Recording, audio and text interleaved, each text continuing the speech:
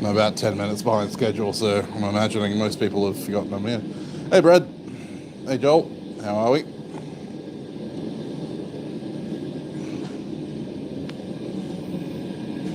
G'day, Honda Soldat. How you going? Oh, man. Morning, Paul. It's going to be a warm one today, boys. Very warm. Don't know how far I'll get in this, but we'll give it a start. We'll give it a shot. Hey, Kevin. Hey, Yummy. You made it. Excellent.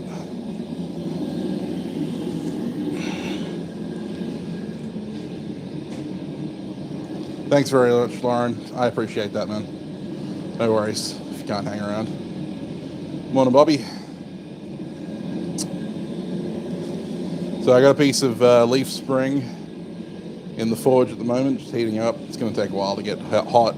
Unfortunately, I got held up. We had an issue with the router, the modem. The internet dropped out, so I couldn't stream. So got that fixed, and now we're here.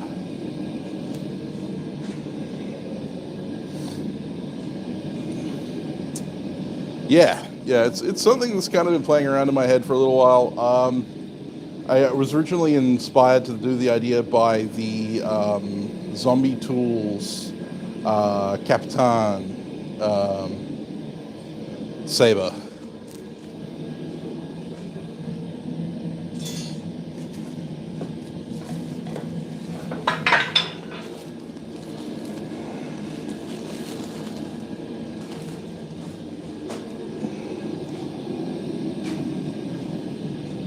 Yeah, well, that's what this one's going to be. It's going to be a stirrup hilt saber. Hey, Matthew.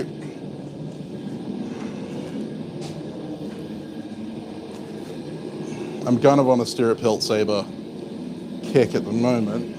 Yesterday on Instagram Live, I heat treated these two 1796 style infantry sabers. And I had my first sabering in the quench, but in the opposite direction. So both of these were actually originally curved to here, but this one straightened itself out a little bit in the quench. Not to enough of a degree that I'm worried about it for like practical aesthetics, but yeah, it actually straightened itself out a little. That's all right. We shall make do. And this, I'm not sure if this was the grind or if this was the quench, but there is a slight saberage to this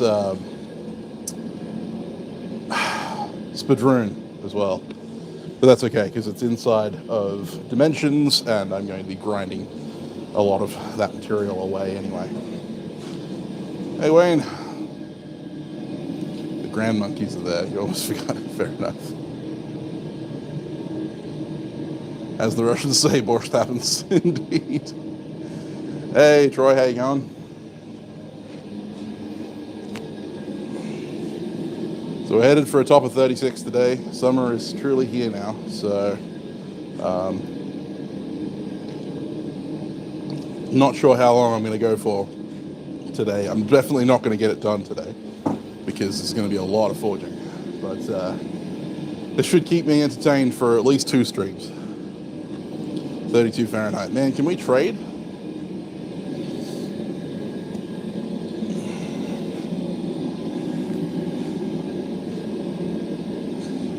I will gladly trade.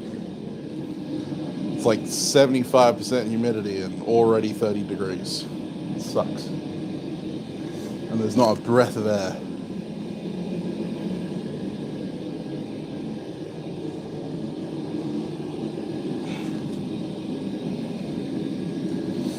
Yeah, in about 6 months.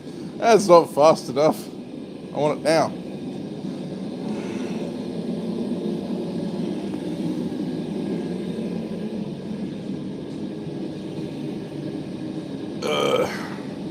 I mean, it's cooling down towards the middle of the week, but it's getting hot again towards next weekend. I fucking hate it.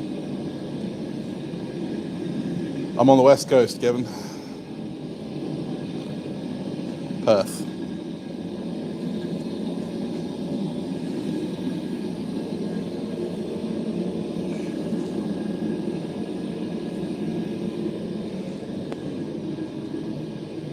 Hey, Zach. It's snow there. And it's summer. All right.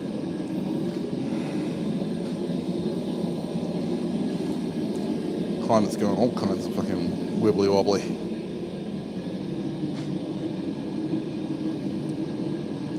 -19 degrees Fahrenheit 2 days ago, 2 nights ago.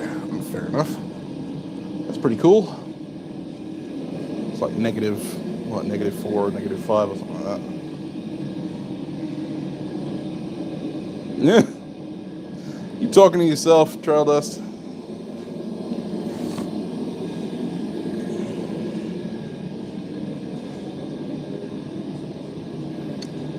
That's all good, Wayne. Shit happens. Summer happens, and summer is shit. So, I mean, it's good for anyone who wants to go to the beach. I'm not much of a beach body myself. I don't have much of a beach body, except the one I buried there. We don't talk about that.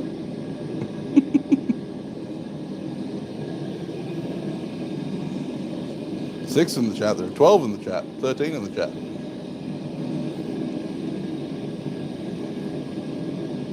Just show up, Kevin. Hottest you ever get is 25. That'd be nice. That would be nice. Last year we peaked out at 44. Hey, Ryan. Me and a banana hammock. Yeah, no. Hammocks aren't built for me. Mate, you and me both, Wayne. Probably me more than you.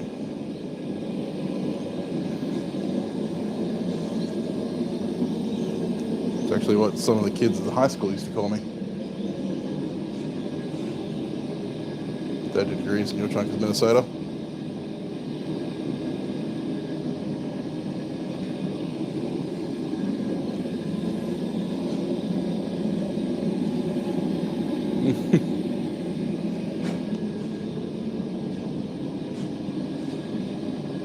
Yeah, fair enough, Zach.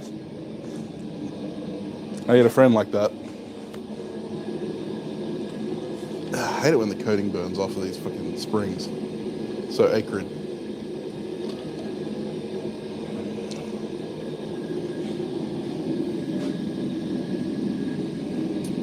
Yeah, UV is pretty bad.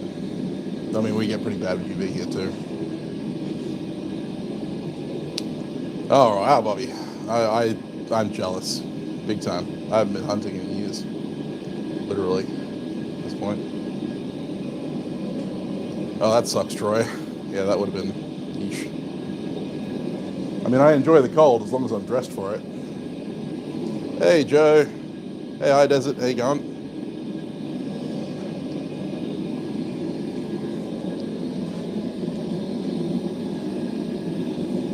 The first seat is always the worst one. Hey, Wanderlust. How you going?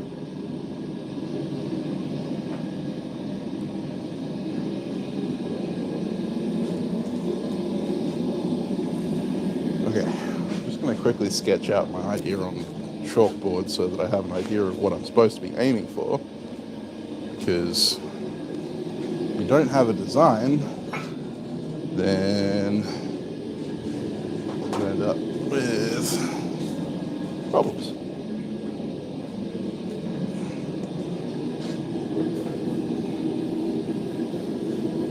I was doing a bit of a chalk talk on my Instagram live yesterday. You know me, guys. I can't avoid my chalkboard.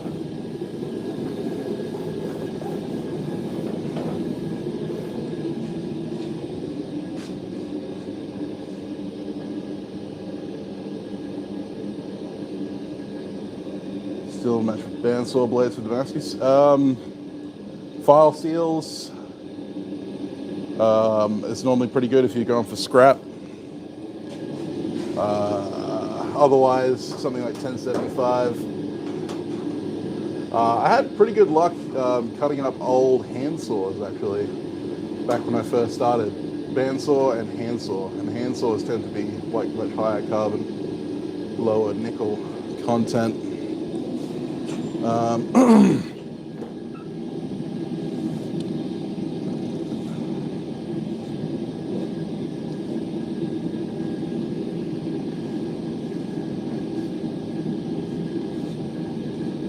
It helps to have a sketch, at least, of what you're planning.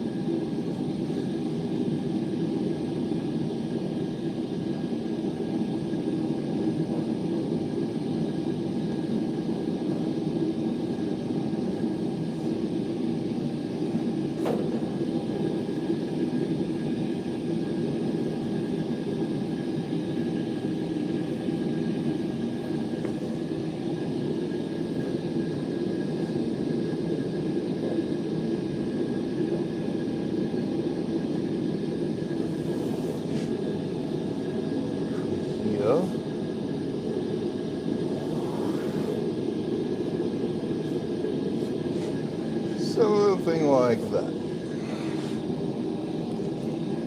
Slightly narrow here.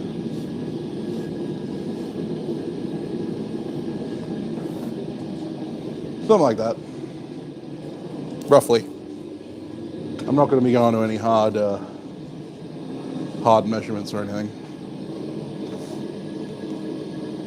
Hey, Jeff Ganung, how you doing? 1095, 15 to 20, yeah. Hey, Metal Man. Yeah, it has been a while.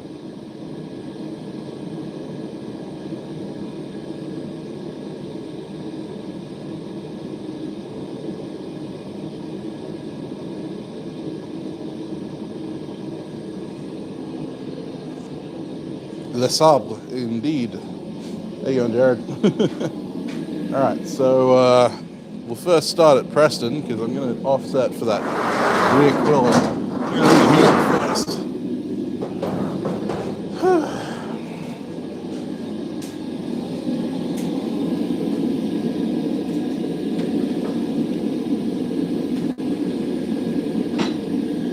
Got to get the right heat level.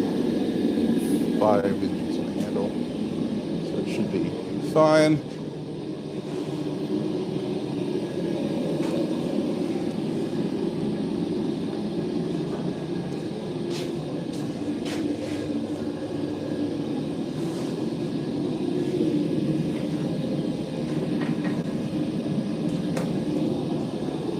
Was logged in properly. Now it's working.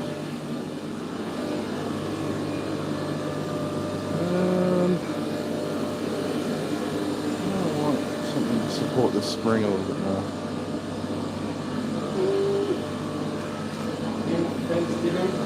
The what? Aha. Yes, happy Thanksgiving to all my American friends.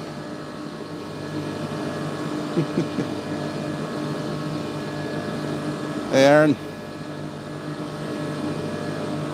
How you going?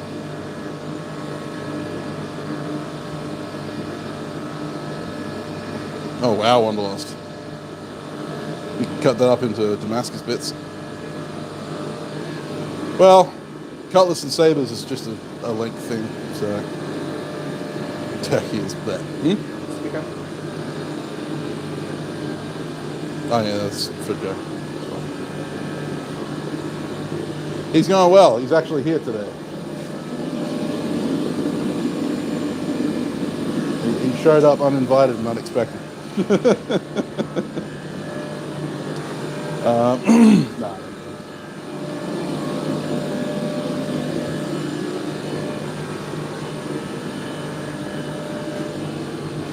Hey, Robert. How you going?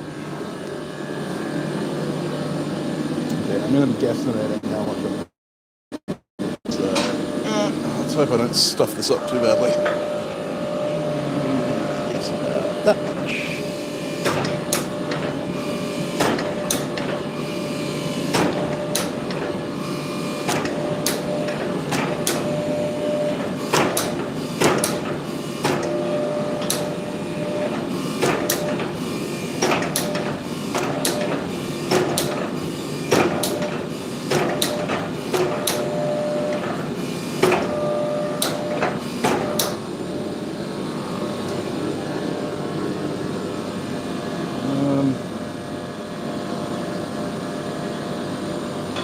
one more heat like that, I think.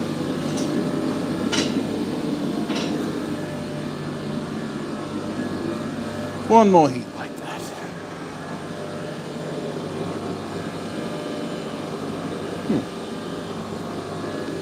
What a joke.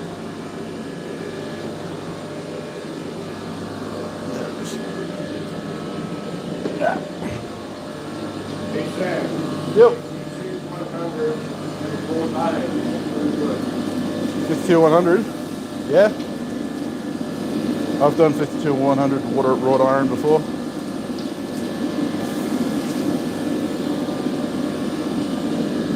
Works pretty good.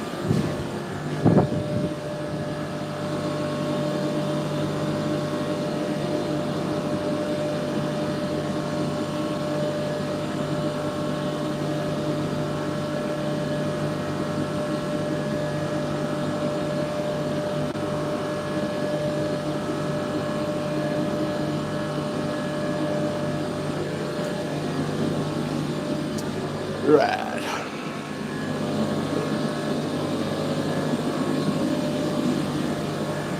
What?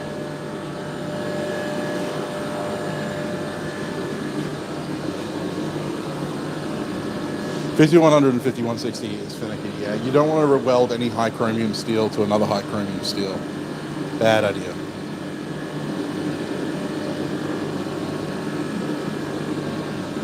Ah, Bowie details. Gotta love it.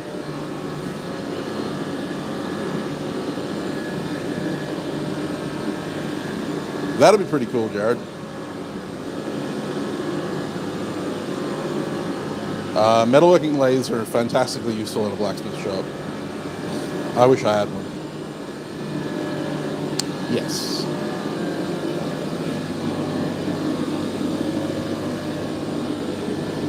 Yeah, any high chromium steel is going to be bad for welding to other high chromium steels.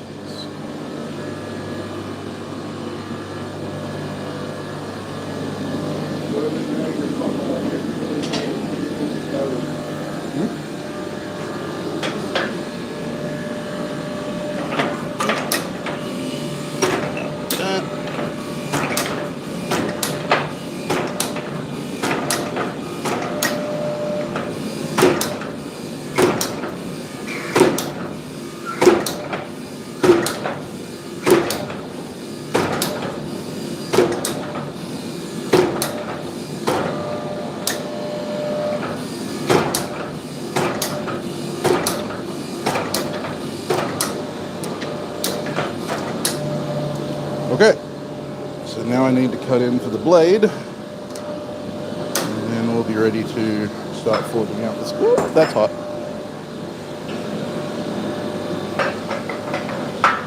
Forging out this handle.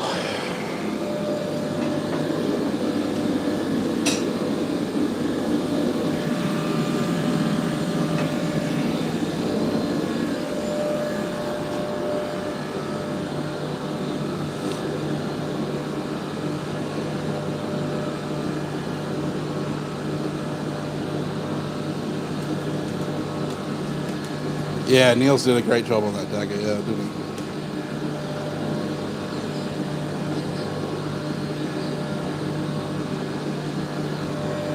he? I did see that one, Ryan. It's crazy.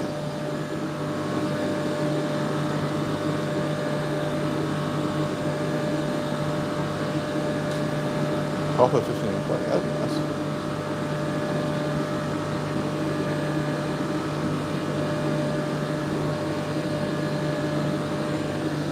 Yeah, I wouldn't recommend huffing chemicals.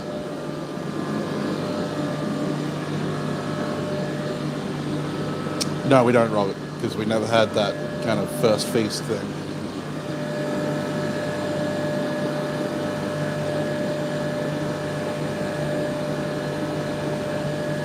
Absolutely, Bobby, you should. Did you get your elk?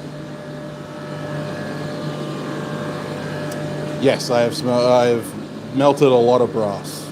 I've never smelted brass because smelting is normally removing material from ore, but yeah, I've melted a lot of brass, and it's a bitch. There you go, this bar that we made a while back. And we've made little ones like this as well. But yeah, the problem is that you end up boiling off the zinc. And it's, incredibly dangerous, as Aaron Dennis said. All right, Caitlin, catch you later. I might still be on when you come back. We'll see.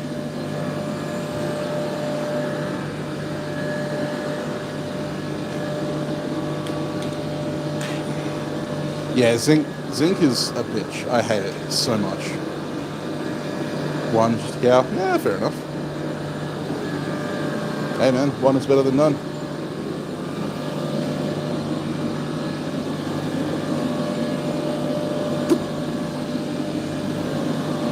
But yeah, so definitely I prefer bronze to brass. Tin doesn't fume as much.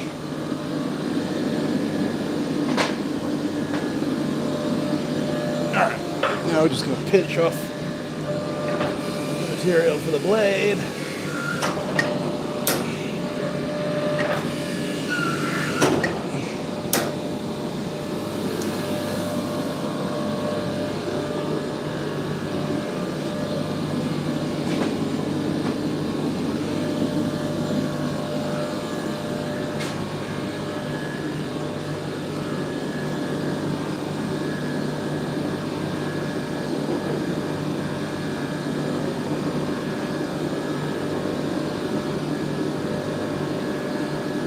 Gun bronze, okay. Arsenic bronze, totally safe. Yeah, absolutely.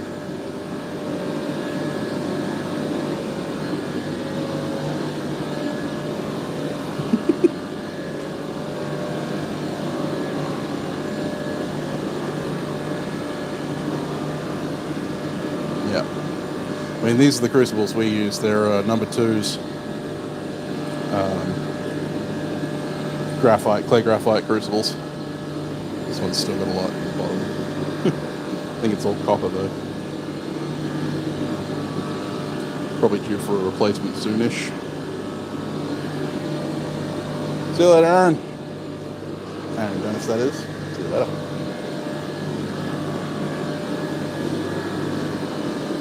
So bronze is a slightly redder gold than brass is, on average. It's also, well, depending on the bronze alloy, it's less fractures. That's copper. That's copper.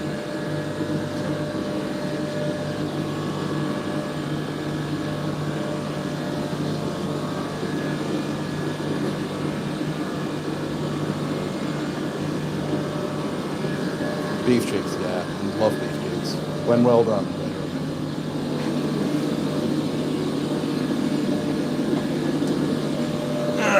Just pinching off more material for the blade. Just lowering that shoulder.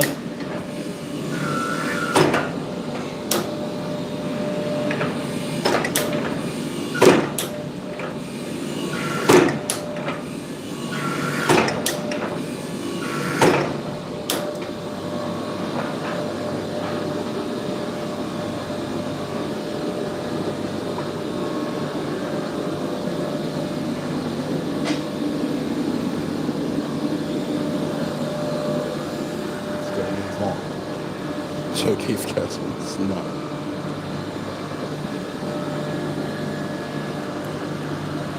See you later, Joe. You won't miss the whole thing. I'll probably be doing this in 2 parts. Today is going to be pre-form day, and then next week will probably be when I finish this thing. Or at least finishing the forging. I still have to draw out all this material for the blade, upset the rear quillen, slit, drift, and finish forge the knuckle bow and handle, and then forge the buttons. The buttons. Hey Ben. Oh geez. Good to see you too.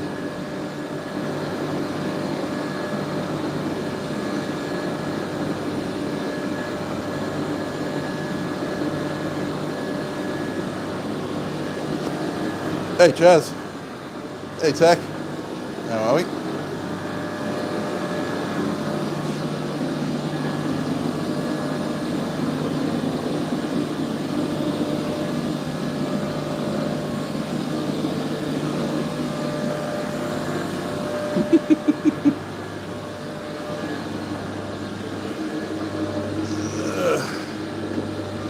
The puns are here.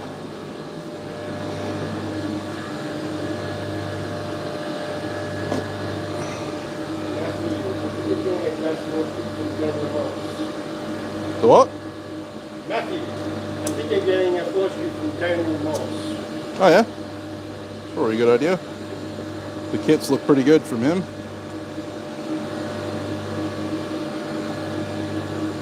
Dan Moss knows what he's doing, so.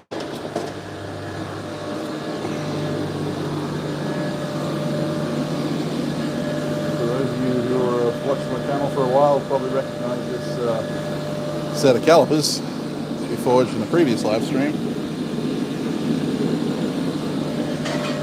So that's already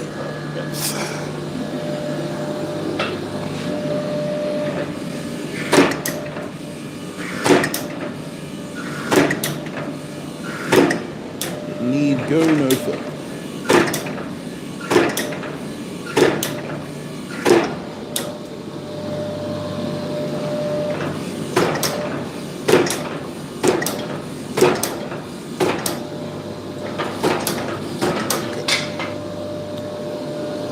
She's still a bit thick. Couldn't draw her down.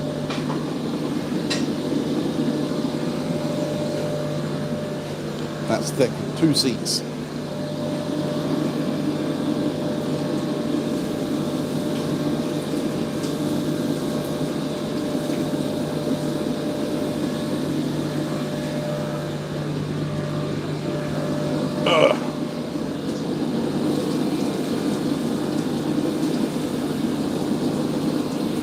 Just adding to the humidity of the room.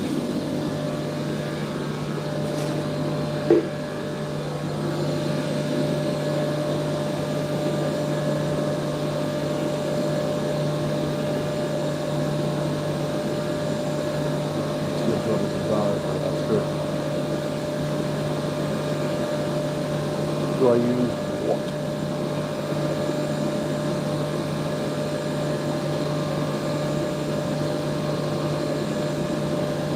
How'd you get the boards this week? What did you make?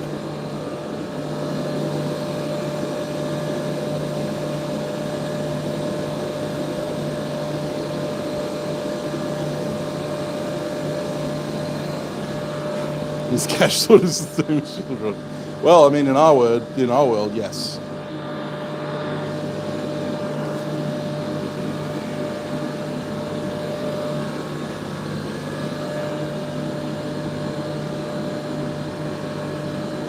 Yeah, I use them. I was just using them then. Funnily enough.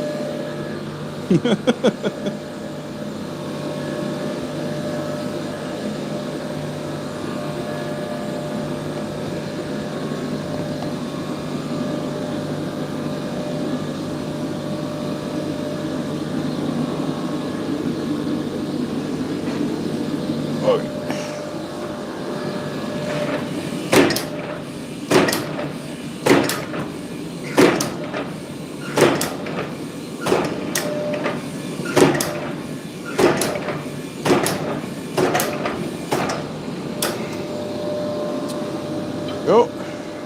Blue. Heat that up again. Give it a belt with the hammer. Straighten it out.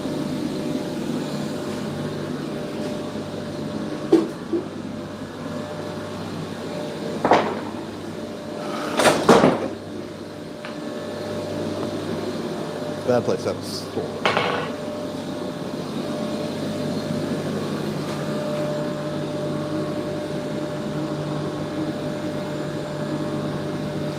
Hey Paul, you didn't miss much. Helicopter rides are expensive, yes. Especially the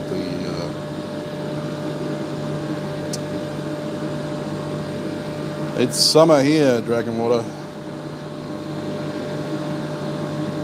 Yes, my cameraman is my employee, Andrew.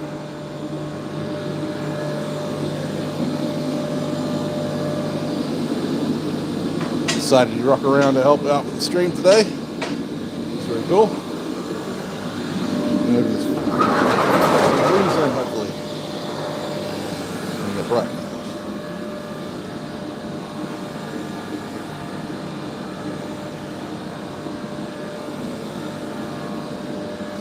True that, Bobby. True that.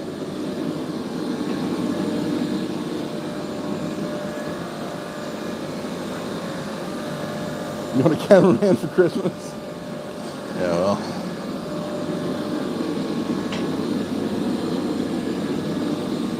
Alright.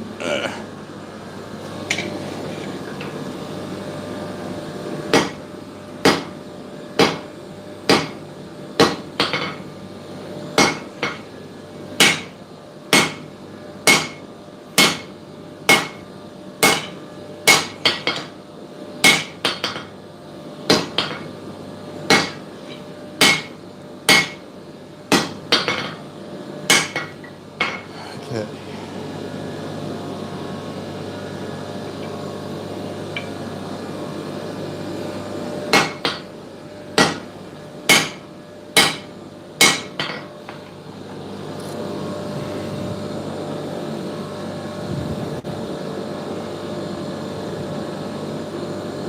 Told us super chat of $2. Oh, okay. Thank you very much for the super chat. I appreciate it. Not at all expected, but very much appreciated. Happy Thanksgiving. Thanksgiving. Well, yeah, happy Thanksgiving to you.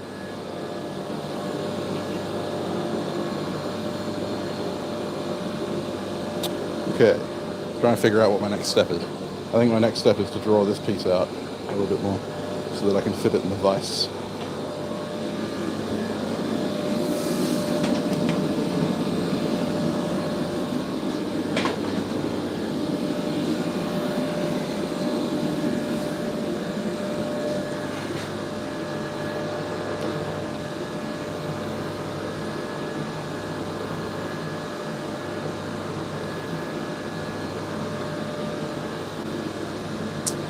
Certainly am, Robert.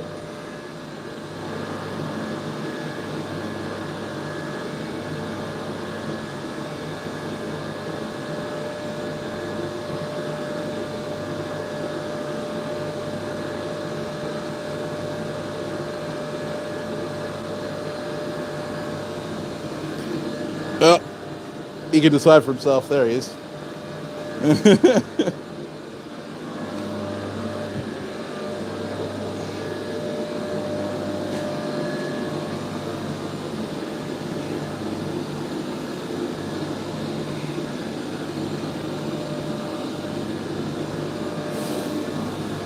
Ah, middleman. Yeah, Kenny, yeah, I'm running a buoy build competition. There's a video on my channel about it, if you're interested.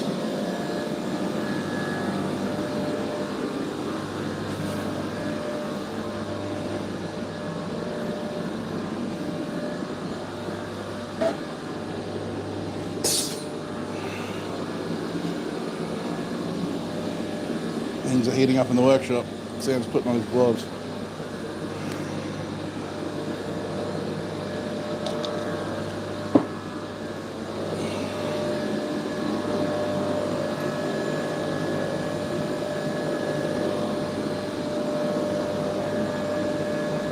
All right, see you later, Zach. Thanks for hanging in.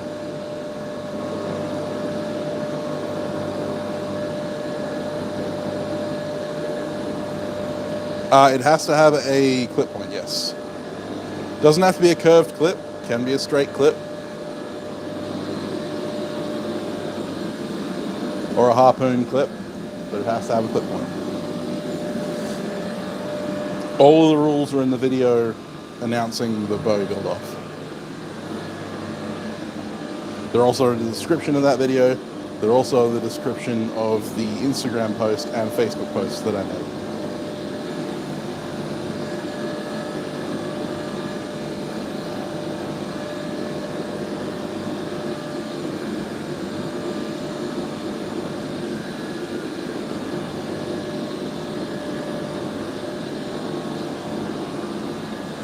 What sword you making, Kenny? I've been on a bit of a sword making bent right recently. Mostly sparring blades. Well, actually all sparring blades. Still working on the sharp Viking sword though.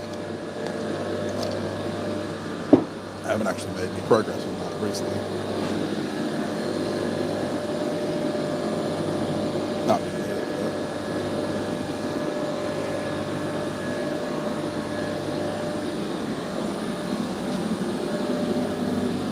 Yep, no, there's only 3 rules. Has to be a minimum of 8 inches long from heel to tip. And that is heel is the blade to tip of the blade, so the blade has to be 8 inches long. The handle, so it's 4 rules. The handle has to be a minimum of 4.5 inches long, and it has to have a guard or bolster. It can have either. It can be integral, can be fitted, doesn't matter, and it has to have a clip on.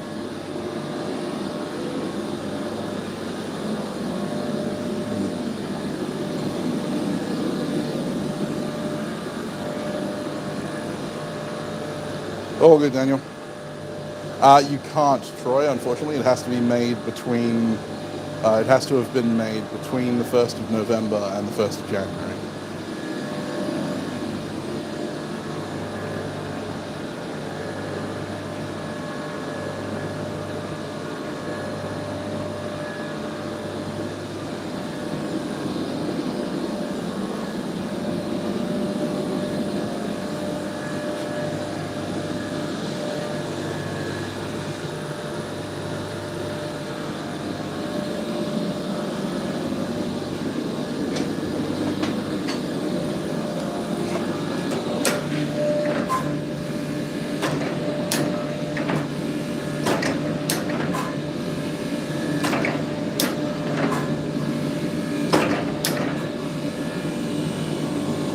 I realised I probably should be using the drawing guides for this.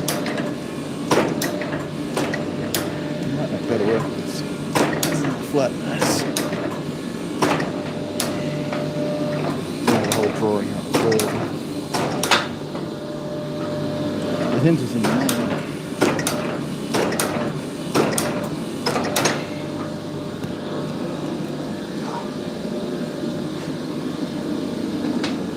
Getting my beard stuck in the buckles of this paper.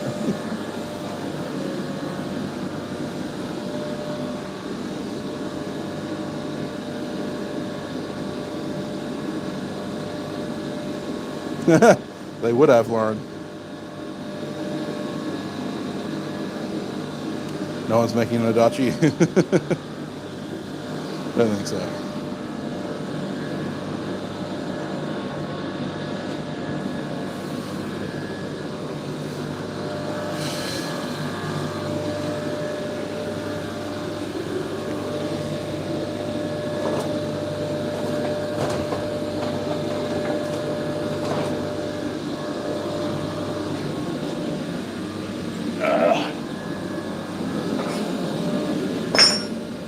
In the interest of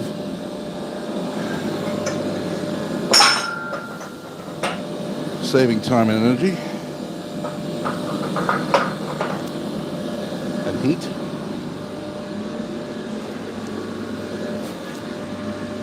and contributing more to the eventual heat death of the universe through entropy.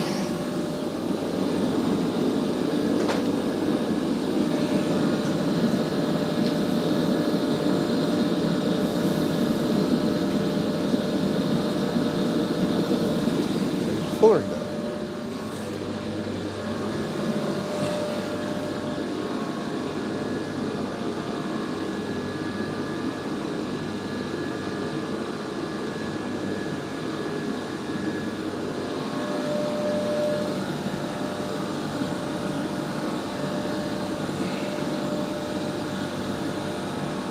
It's a flux that destroys the universe, of course.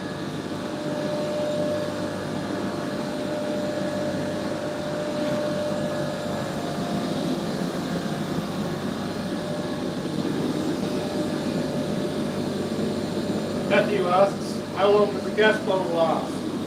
That will depend on what pressure I'm running it at and what I'm doing with it, but normally between 8 and 12 hours for a 9 kilo bottle.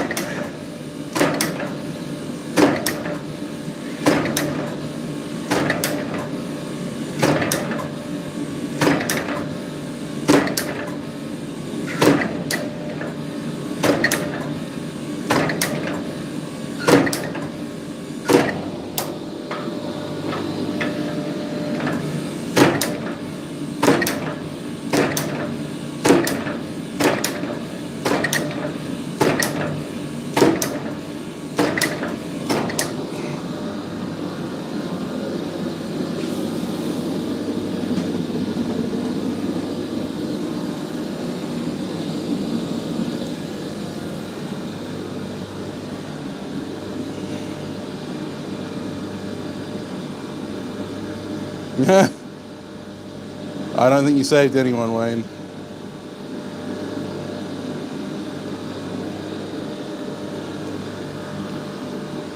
You're a good-looking fella.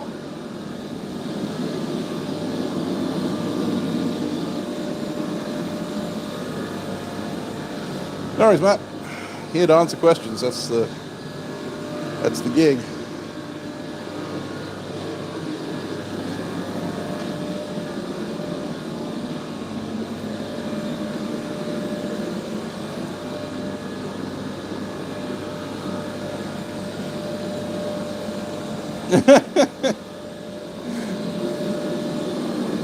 Well, swage blocks do be kind of pretty. It's true.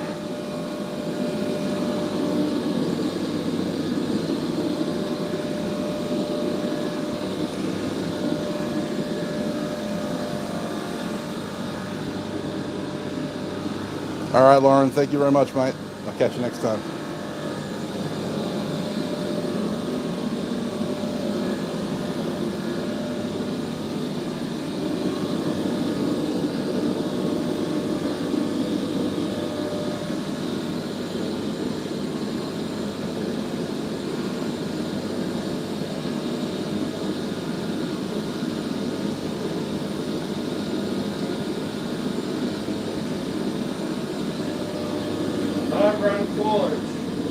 Right. How would a tin bandsaw work?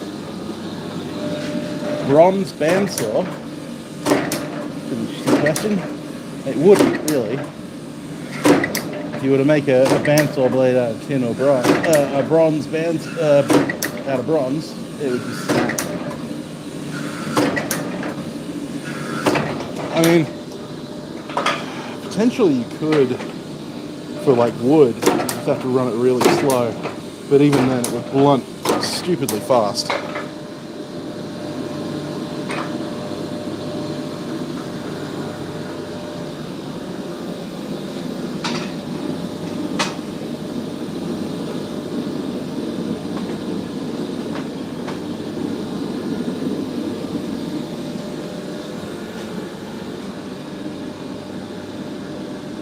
Tin, bronze, and bandsaw blade. Oh, okay. Like a... Sorry.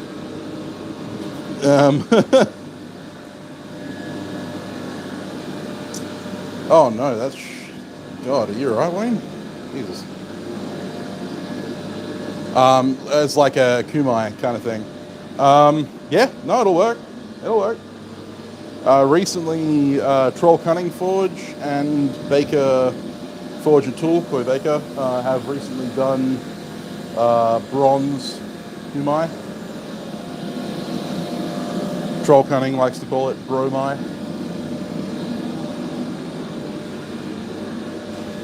So yeah, definitely can be done. Just need to approach it the same way you would a kumai. Bronze does melt at a lower temperature than copper, so you'd have to be very careful with your temperatures. But yeah, I can't see why it wouldn't be done. I'm very interested in trying some solid state fusion, like Koi Baker practices, very soon. And if you don't know what I'm talking about, listen to the episode with Koi Baker on the Forgecast.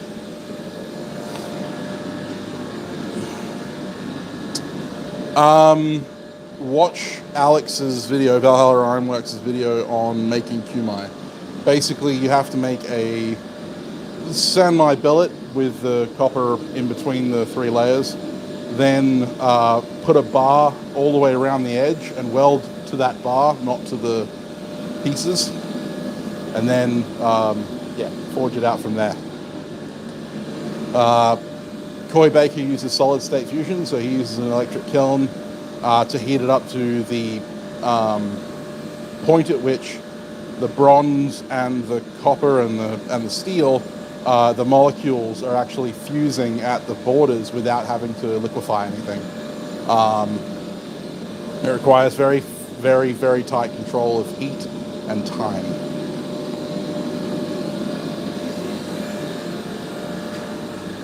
So, yeah.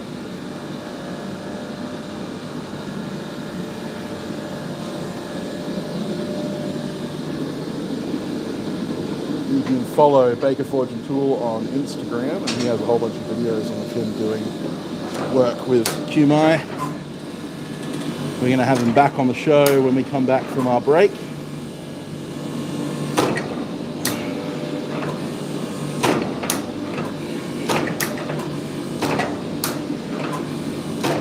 Did an episode go live yesterday? I can't remember. I don't think I uploaded a photo.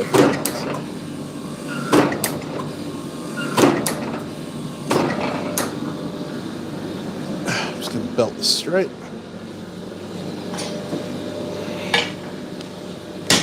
Straight-ish.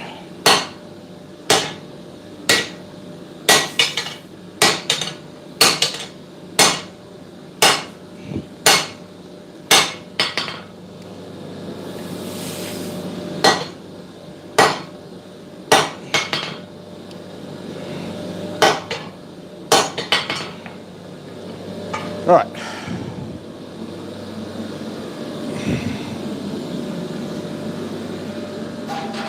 You pass me said songs? The flat bits.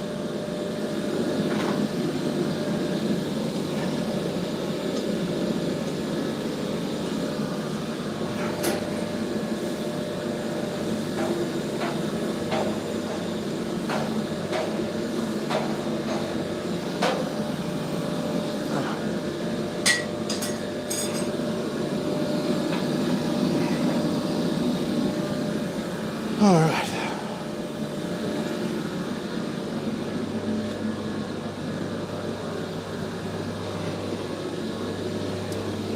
Now I'm going to head over to the vise and use the cross peen to draw out that quillin. But first, clear all these fucking cables before I burn something.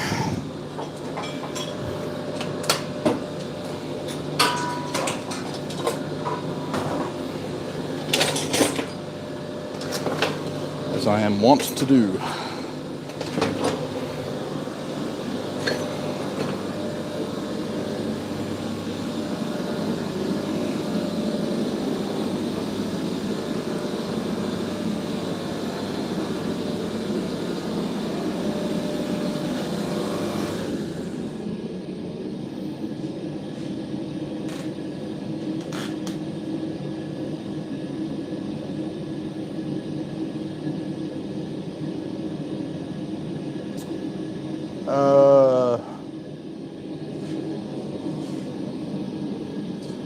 Taking a poll on an idea, making a skillet rack from a section of bed frame angle iron mounted to the wall with hooks hanging from it. Should the leg sticking out from the wall be top or bottom? I'm still... Are we talking about like the hook leg? I don't know what leg it is, like... Okay, there's... Yeah, no, I can't quite imagine it in my head. Oh, good, Zach.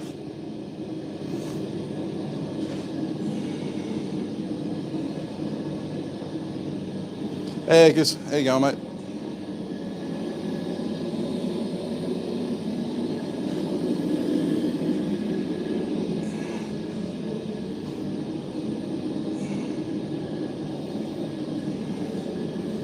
If Robert has a better understanding of this, then I'd go with what he says.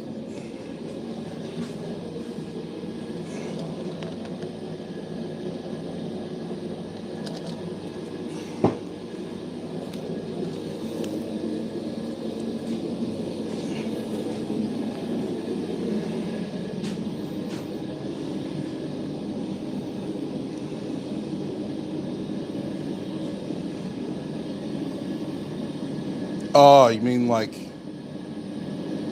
Nope, still confused.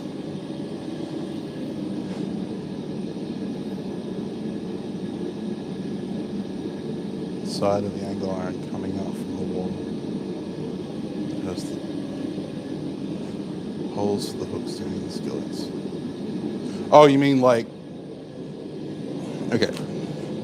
Let me draw this so that I get a better idea of what I'm talking about. So you're talking about, like, if this is the wall, you want the angle iron either facing that way or that way with hooks like that, correct? Is that what I'm getting? So, like, this is your angle iron? Right, okay. I mean, either way works. I think if I was to personally do it,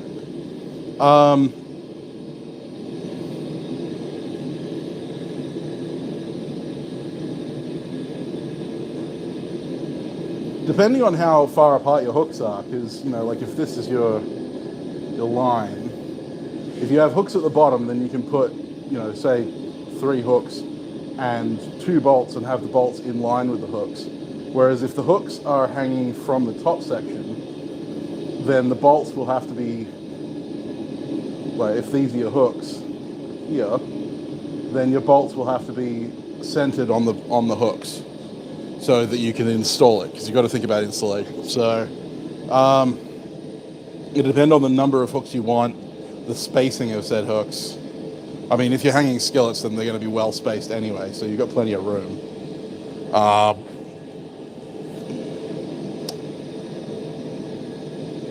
Honestly, in that case, I think I would go with the top down, so like the leg up, like that, to be honest.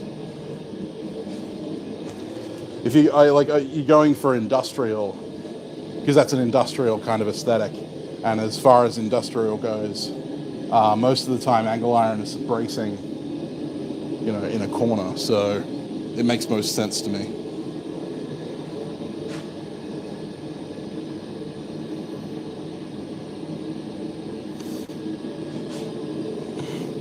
But again, it'll be a personal aesthetic thing, so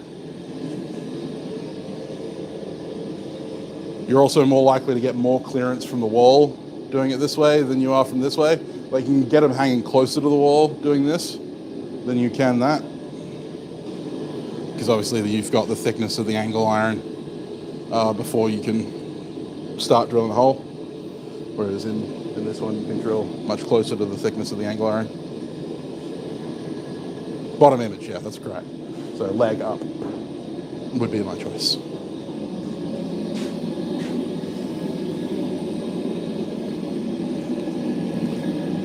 Okay, heading over to the vise.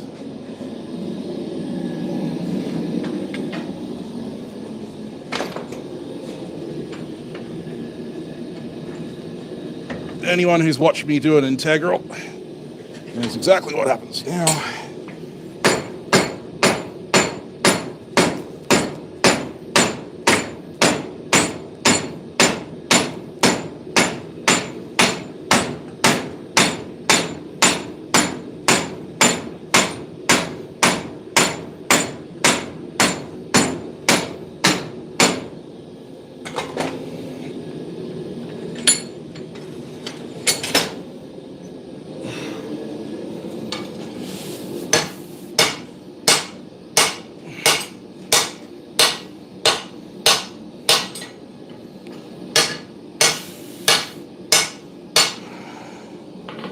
What happens now is a couple of heats like that.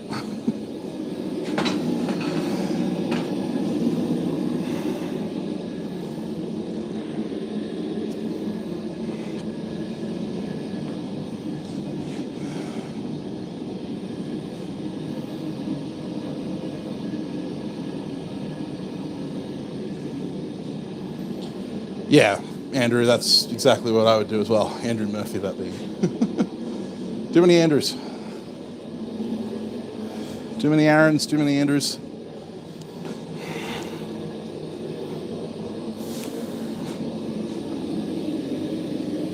And only one Kenny, but he seems to exist in multiple places at a time.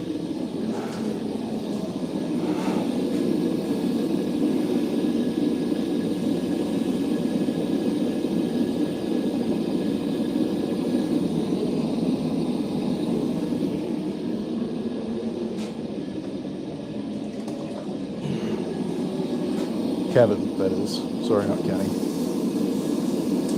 Getting people mixed up now. See what happens when there's too many people?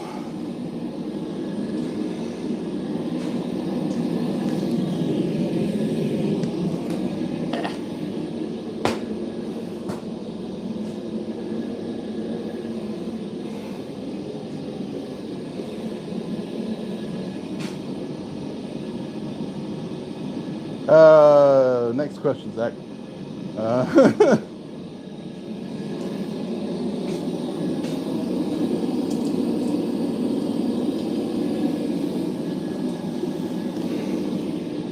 It's complicated. Let's leave it at that. Only one A Ron. A do Ron. Oh, cleaning a boomstick. Fair enough. Have fun with that, Jared. Cleaning boomsticks is fun.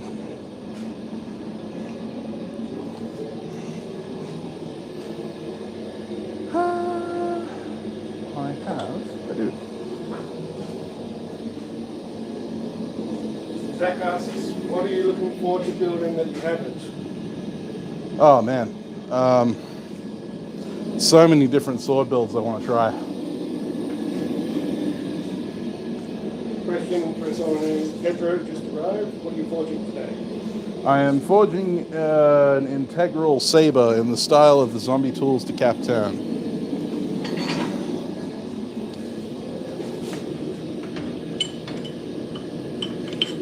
Not a direct copy of, but in the style of.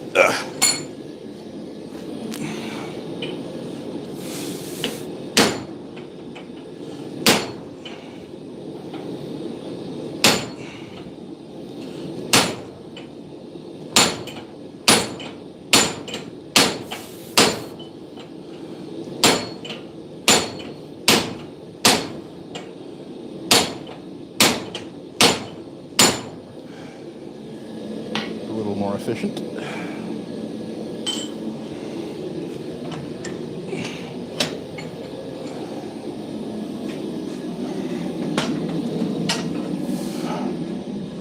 Yeah, no, there's a number of sword builds that I'd like to get on. I'm a man of many aspirations.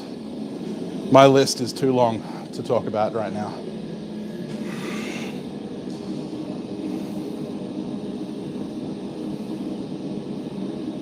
Only downside of black firearms. I don't see it as a black downside. I like cleaning my firearms.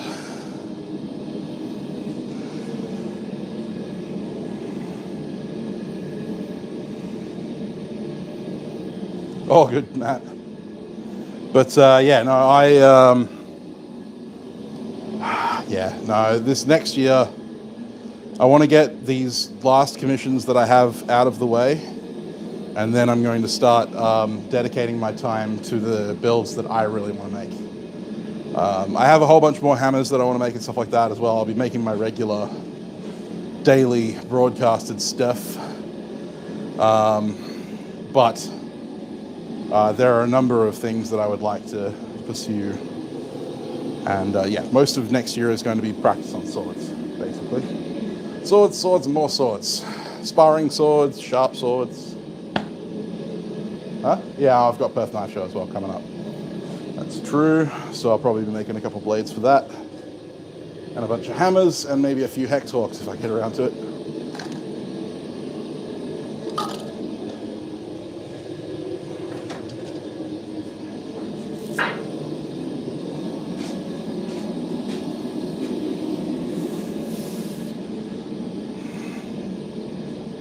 More swords for HMB. I haven't made any HMB swords yet.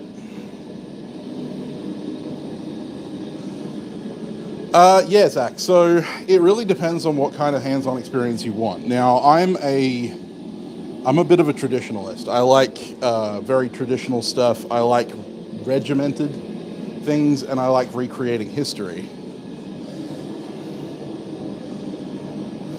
That's exactly right, Matthew. I found out that I'm missing a piece for my kiln, so I have to wait for that piece to come in before I can finish wiring it up. But yeah, very soon that will be done. But yeah,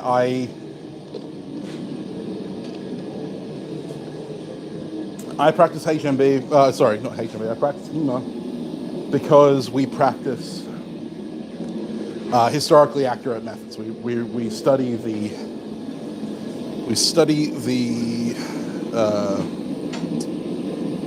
what's the word? Manuscripts, that kind of thing, and then copy that. So we're recreating. That's why it's called historical European martial arts.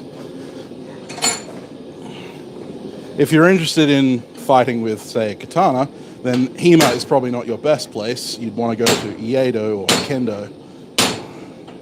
I would more say Iedo than Kendo, but both have their bonuses.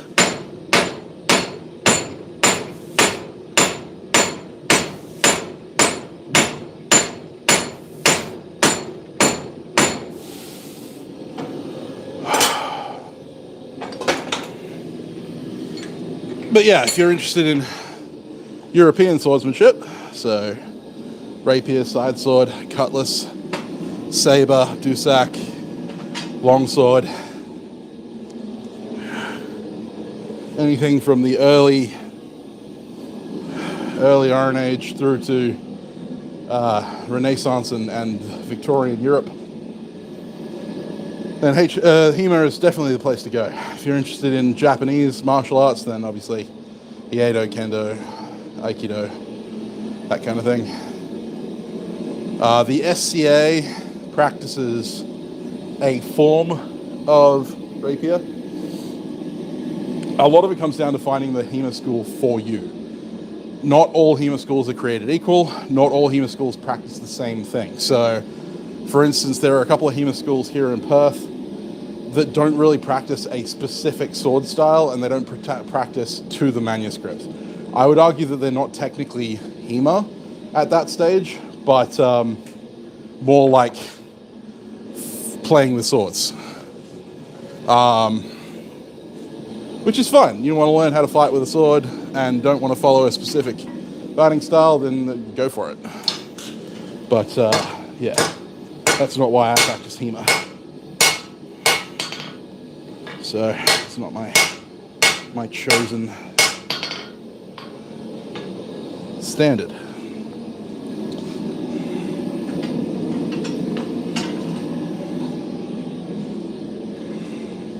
If that makes sense. The reason I started my own HEMA club is because I wanted to learn cutlass and I wanted to teach cutlass. So, and saber, English military saber.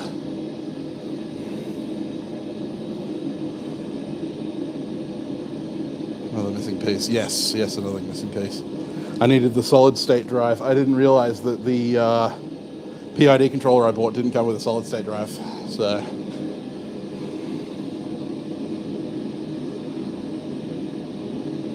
Yeah, for sure, Zach. Absolutely.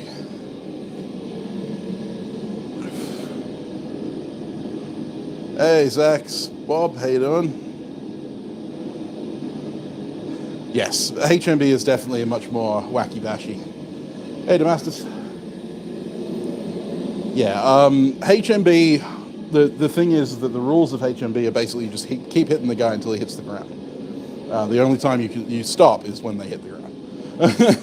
So there's not necessarily needed techniques in that, and most of it's grappling. Like most of HMB's tactics are grappling.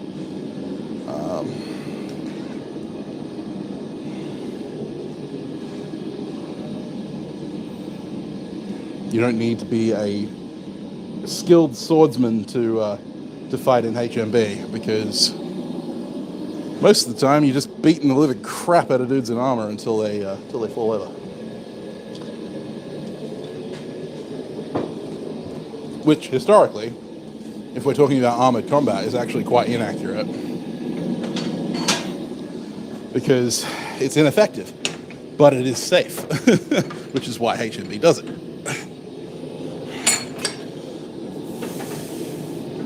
But safe wasn't really the aim.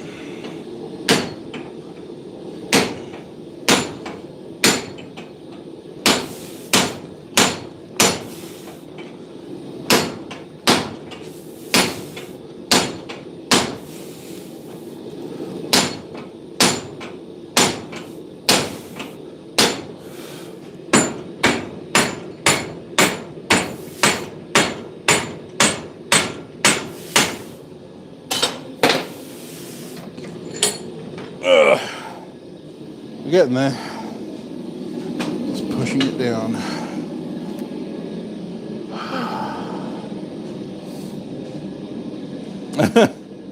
Good luck with that, Aaron.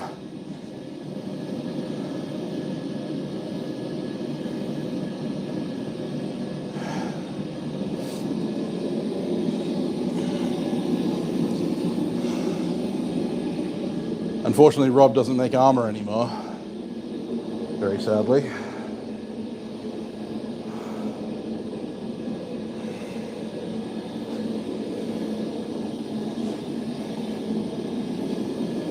I wish he did. No, he doesn't.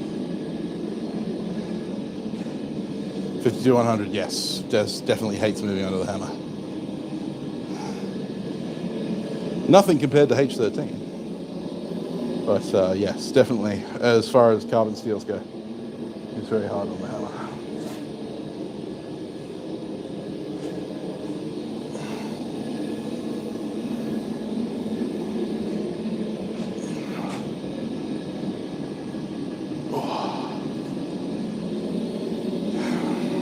My phone's about to die. I was overheating.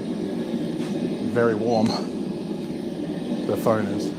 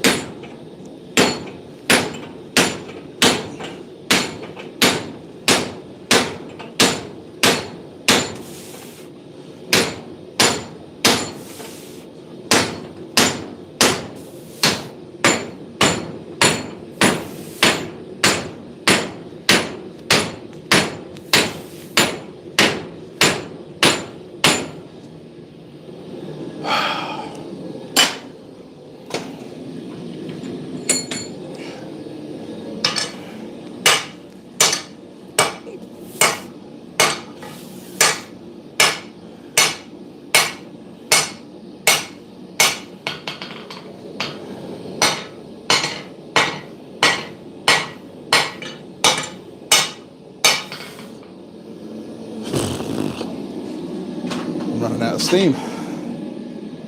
Getting bloody warm.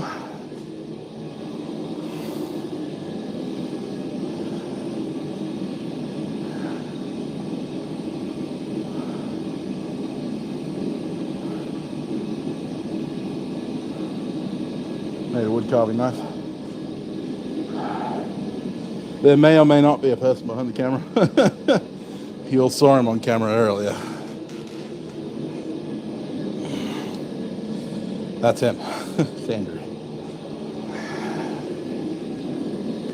It's my employee who very kindly showed up today to help out with the stream.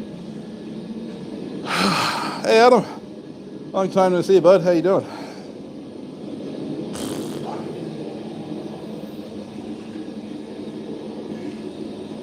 You can take your weather back, Adam. I want my winter back.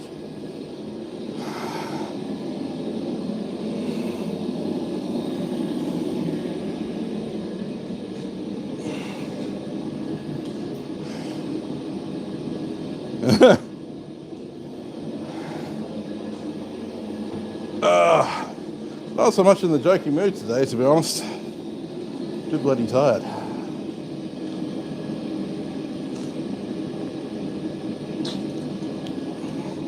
Well, I appreciate the love, Adam, but I really wish you'd send it another way.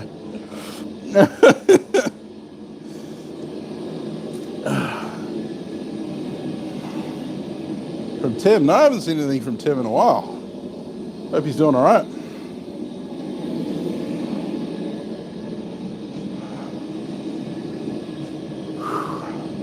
I'm going to go sit in the aircon. Yeah, do that. Send it to Alex. Send his weather to me. That'd be nice.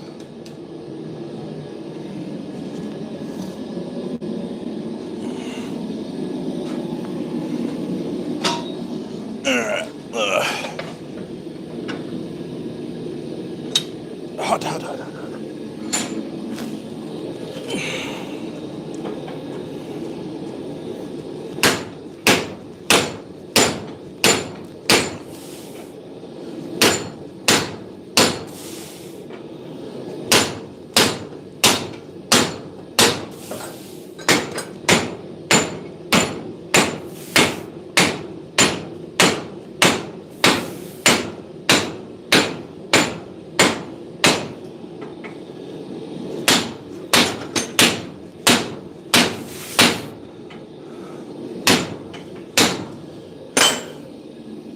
One more heat.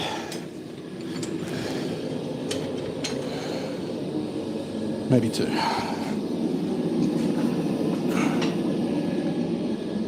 Could have cut and split it. Yes, making more swords.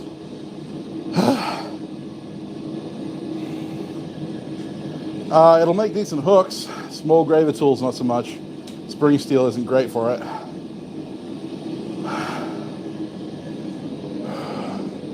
You can send it to me, Wayne. I'd greatly appreciate it.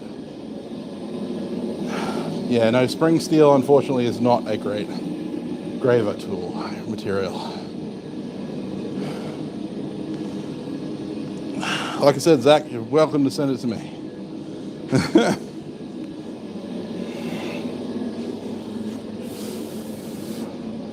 We're not even in high summer yet. We've still got another 2 months of this. Technically, we're still in spring until December 1st. I hate it already. If this is what spring looks like, summer is going to be hell.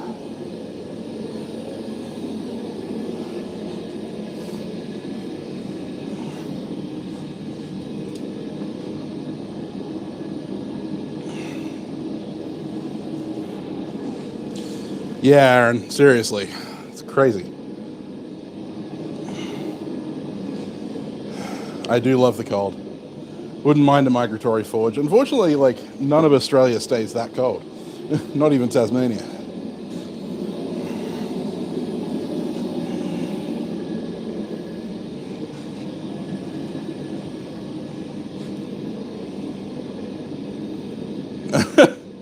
I have no idea, Kevin, but I imagine it's not cheap.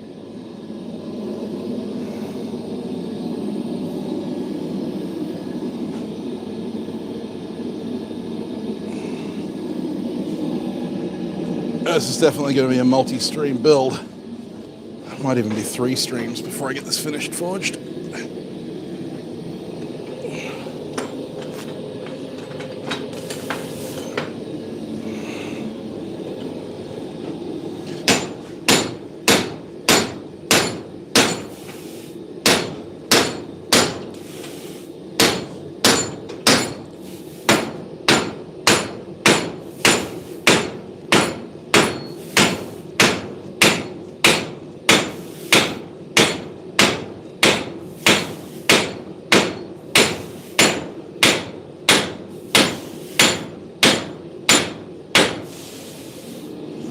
Sup 9 doesn't like to move either.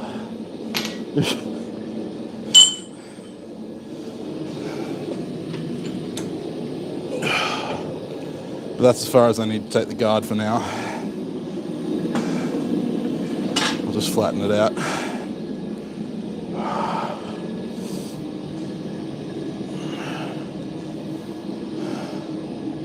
That's right, Adam. Absolutely. See you later, Zachary.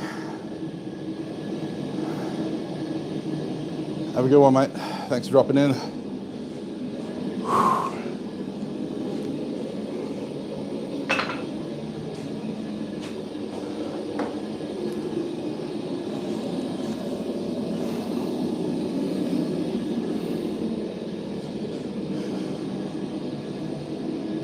Yeah, Corey.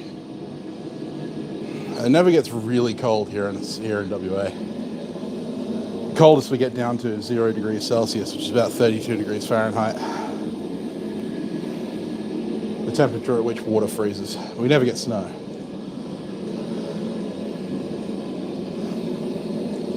That's our minimum, not a maximum. Our lowest daily maximum is probably about 7 degrees, I think.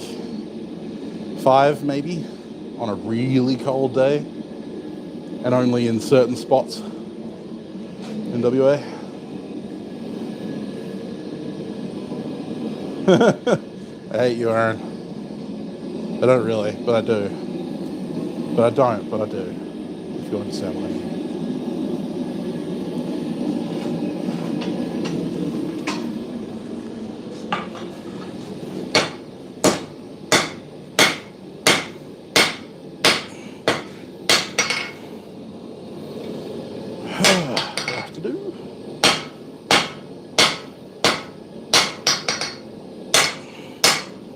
It's a start, and I definitely sectioned off more material than needed for the handle.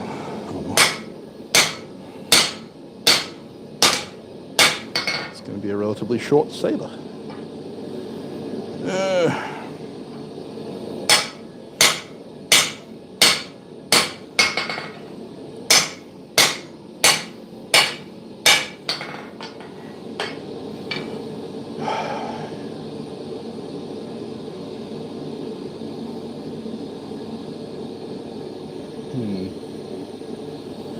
Okay.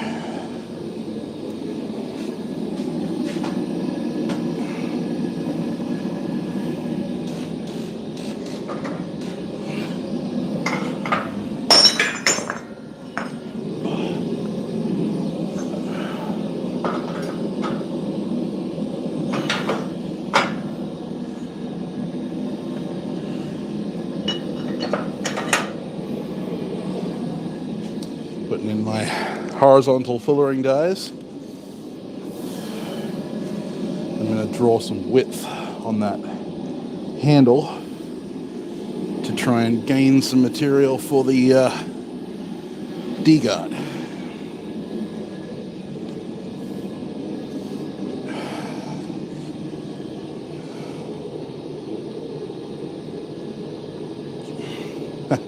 Just a little bit, Jared. Siberia is looking great. One day you aspired to make a bastard sword. Well, that's easy. You just make sure that you don't marry yourself to bladesmithing.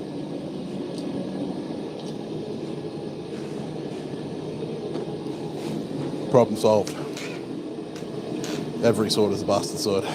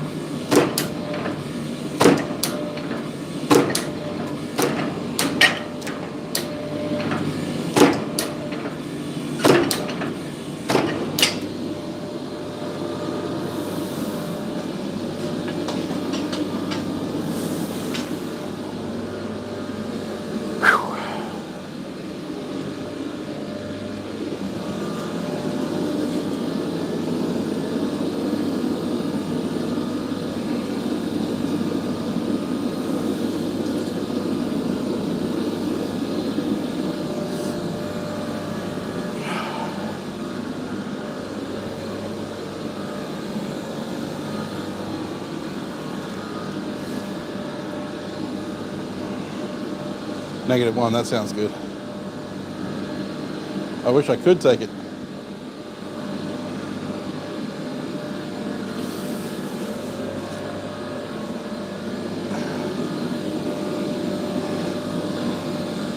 If I could, I would. 5. Scroll onto the right, please.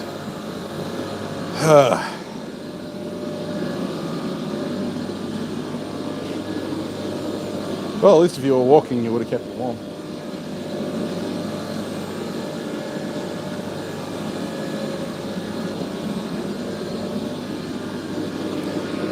Andrew is very diligently keeping the phone from overheating by holding a very small handheld fan on it. There's a reason I hired it.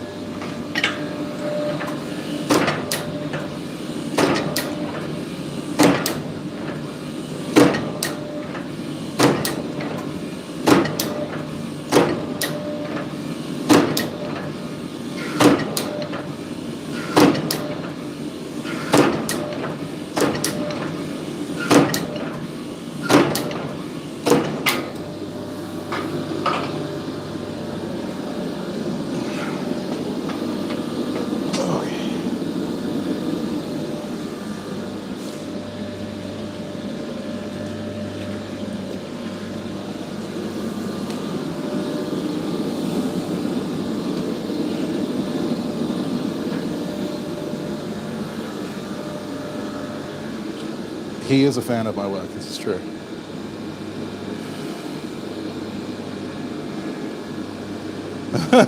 True that, Wayne. I mean, I wouldn't mind one, but you know, it's almost already past spring, so.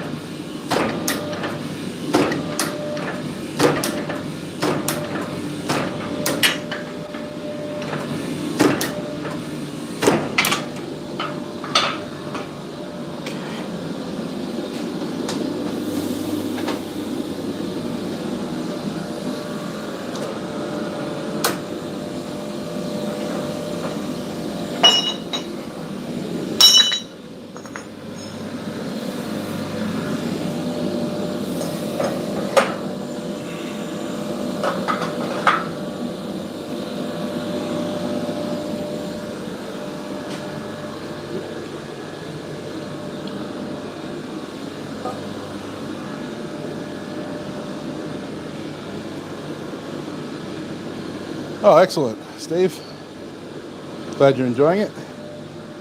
Don't get used to nils. He's only there for the first 32 episodes.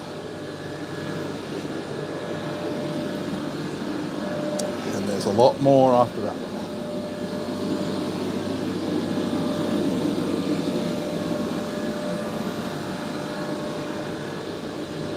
Oh, cool, Kevin. That's awesome.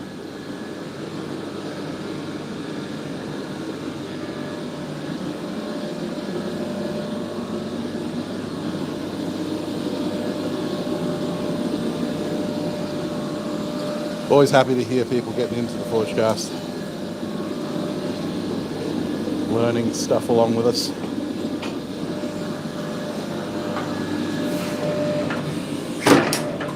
That's why we started it.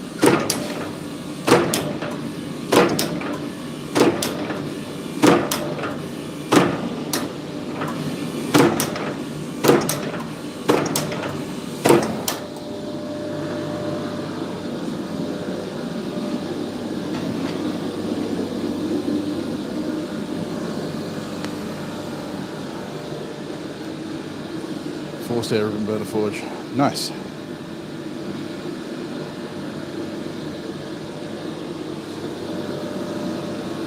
Yeah, I might need to get around to building a ribbon burner forge one of these days. Some of the big billets, big jobs.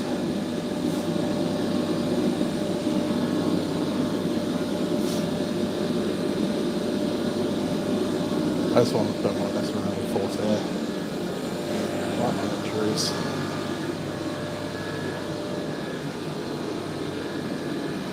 You know, second playthrough? Nice. Well, you don't pick up everything the first time through, so...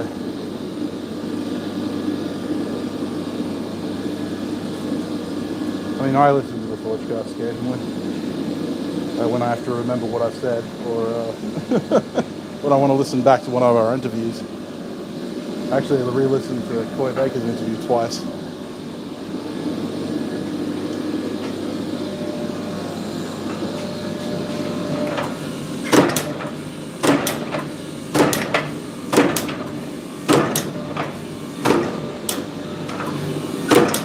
So I was quite on point with that one, and actually managed to ask the questions I wanted answered for once, which is surprising.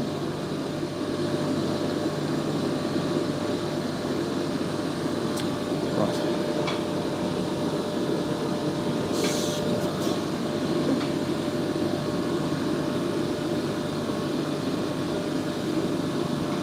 All right. So, next step. Time to slit.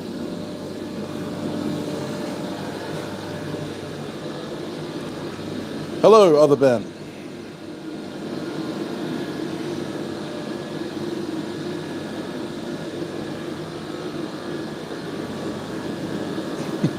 How are you? The podcast can be found on Spotify and iTunes and where is it else? It's on all of the audio streaming platforms you could think of. Probably true, Zach. That is probably true.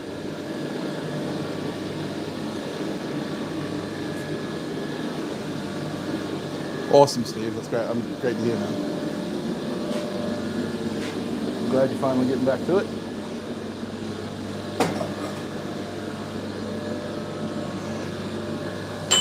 All right, Andrew. I need to do a job. I need you to hold the piece while I cut it.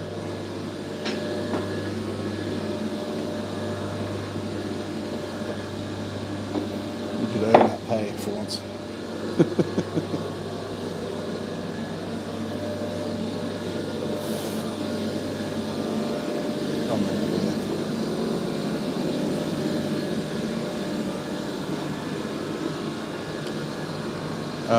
I have no idea. High desert, maybe.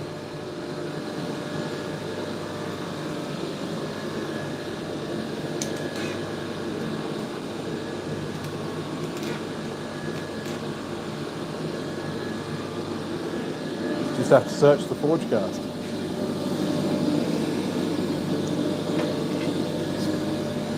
You need to hold it on there like that.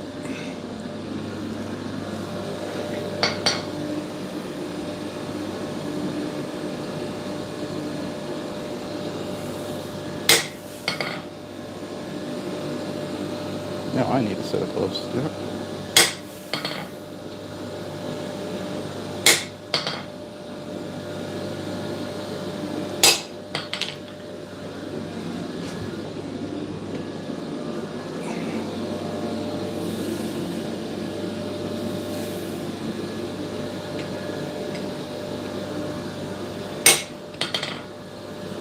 I'm just slitting the guard stock.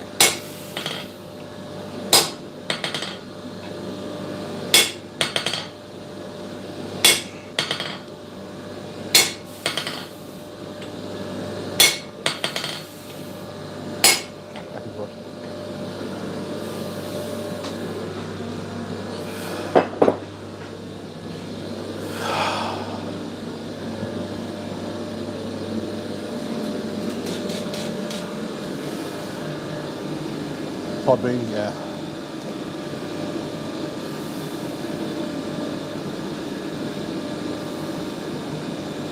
The Forge Cast.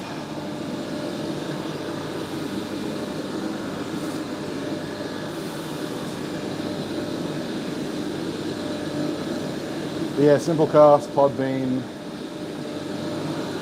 I listen to it on Spotify. Hey, James, how you going? There are a couple of episodes on Valhalla Ironworks channel, live episodes.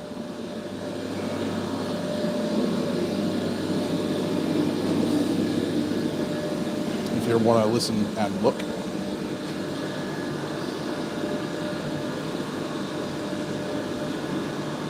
So yeah, no, there's a couple of places you can find it.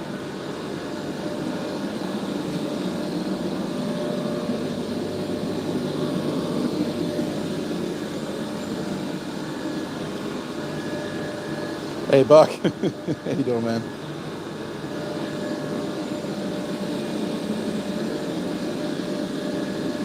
Stitcher? Okay, I didn't even know about that one. Anyone know what high tensile chain is made out of? It depends on the high tensile. It depends on the chain. Some high tensile chain will be like 416 stainless. Tensile strength is not necessarily a marker of carbon content.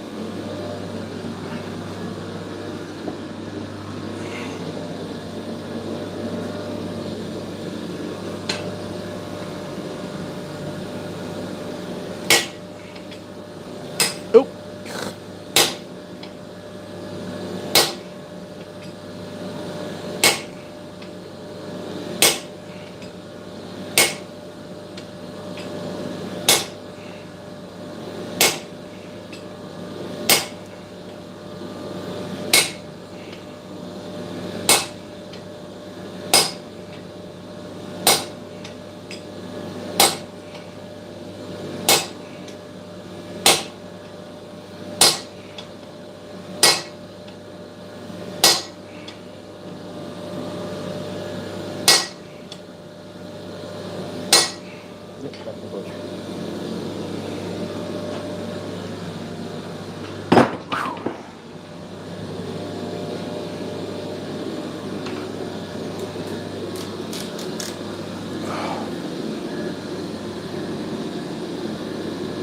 This is my employee.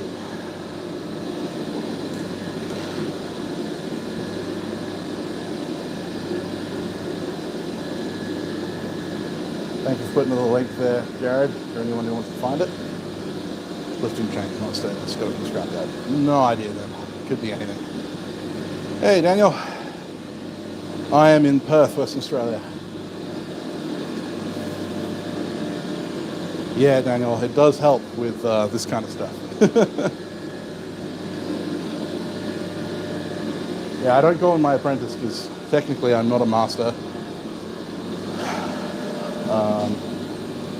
And he doesn't have a tenure with me. He's just getting paid to do work.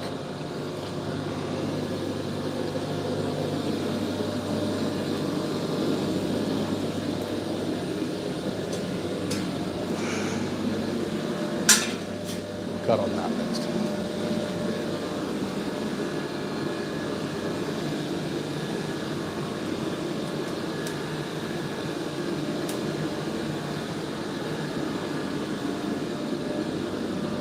Oof.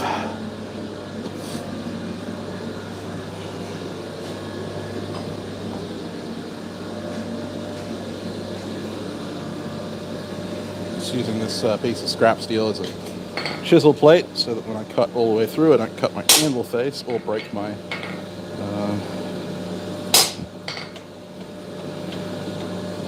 slitting chisel.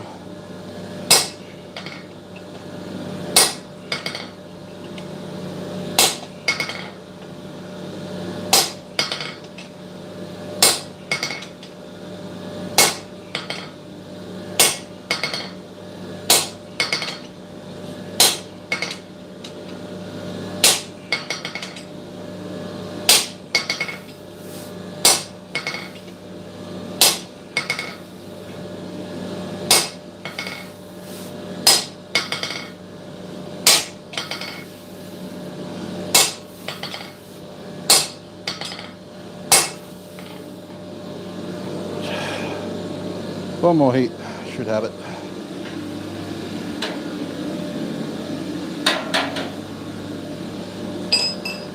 Get a tiny touch warm.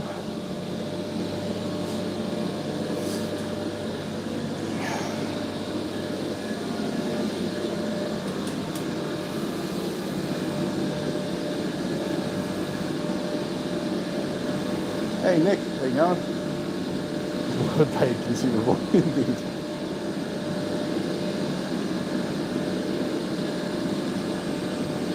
Thank you, Zach. So are you.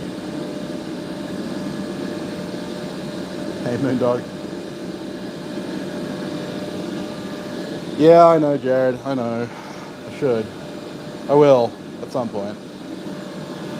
One day. You gotta remember, I'm lazy as hell.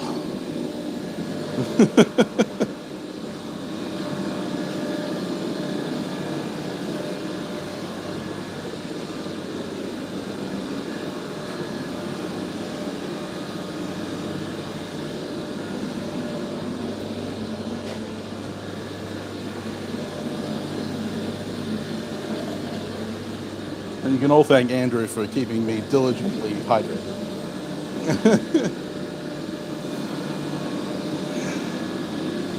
This is very true, Daniel. This is very true.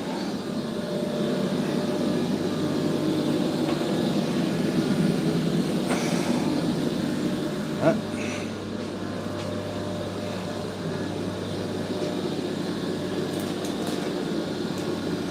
So you can see what we're doing.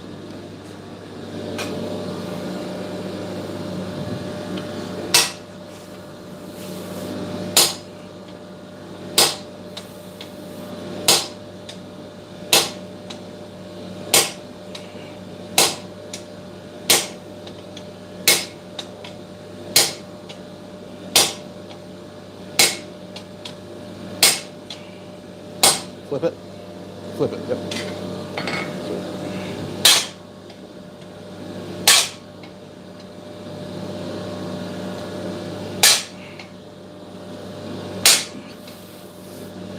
Just need to check. Just flip. Yep, flip back.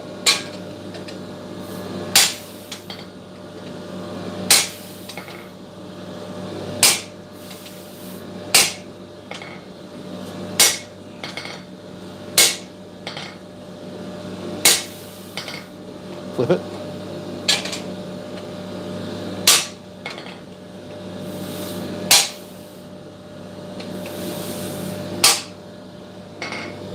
All right, back in the forge. We're through. We're just widening the hole.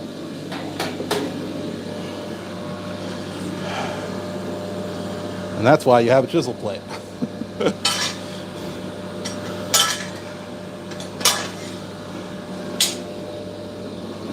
Which is also very warm.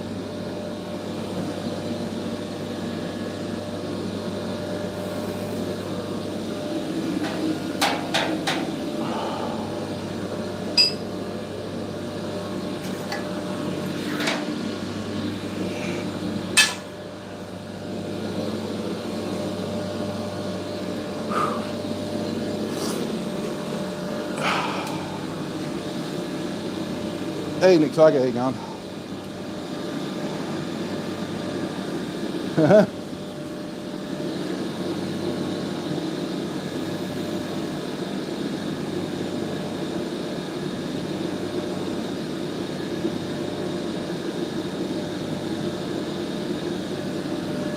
Someone's doing the Tim Tams, yep.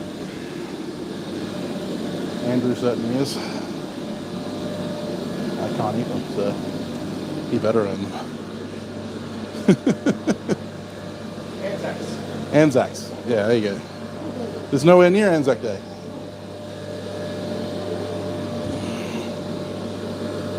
Alright, I'm going to point that at the amble.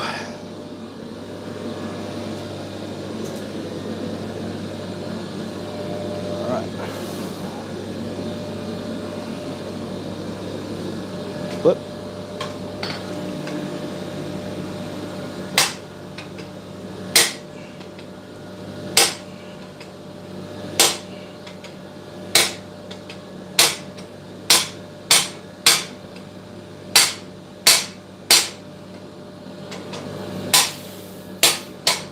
So can you put it over the hardy hole? Put it over the hardy hole.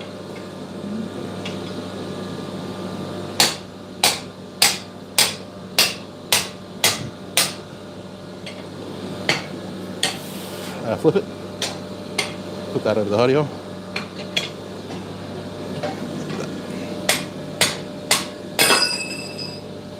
That'll do. Well, it's got it started at least. I think we're going to have to pack it in though, because that phone's about to overheat. So, yeah, it's cool enough to hold. This is how far we've gotten so far. You can kind of start to see the handle shape coming in. We've got our top quillen. We've got our knuckle bow started. It's getting stupid hot out here, so the phone's probably going to die soon from overheating, but that's a start. It's probably going to take 2 more streams before we get it done, and I don't want to rush it, so...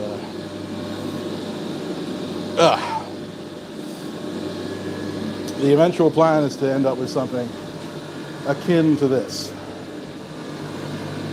Sort of. The guard probably will be a bit thinner than this drawing and all that kind of stuff. So that's only representative. But yeah, we got it close. So yeah. No worries. Integral knuckle bow, yeah, indeed. There are a number of ways you could do it. But yeah, I'm just trying the slit and drift method. I did think about punching the ends and then slitting between them, and I might have done that. I might have. Probably would have been better if I'm thinking about it now. Anyway, I didn't do that. But anyway, yeah, punching a hole at either end probably would have been better purely because it means that there'd be a round corner rather than a sharp one. But the heat's getting in my head apparently. But yeah, we've upset the integral quillen, the rear quillen. The blade width is right. I've just got to draw this material out. Obviously, I'm going to cut it off at this circle. Nothing can change all that. It's exactly right. It may be a little bit thin at the front of that knuckle bow, but there's still plenty of material there to work with. It's still quite thick, so we can still finagle it around. I also need to pinch down a little bit of material for the handle, so that's fine. You can widen that knuckle bow up because right now it's a little teensy. I might need to push that cut just a little bit further south. All right, I'm going to go cool off in the aircon, and we'll catch you on the flip side, guys. Next weekend, we'll be doing the same thing. I have another Chalk Talk coming out on Wednesday this week. I've already filmed it. I'm editing it right now. My patrons will have it this afternoon or tomorrow morning. And yeah, I plan on filming a bunch more Chalk Talks as well. I'm kind of struggling with the heat now because not only for myself personally, but my camera overheats, my phone overheats. Yeah, it's hard working in hot weather with electronics. It's a pain. But yeah, so have a good one, everyone. Stay warm if you're cold. Stay cool if you're warm. Don't do anything I wouldn't do, and if you do, make sure you catch it on film. And I will see you next week or, on Wednesday with the Chalk Talk. Catch you guys.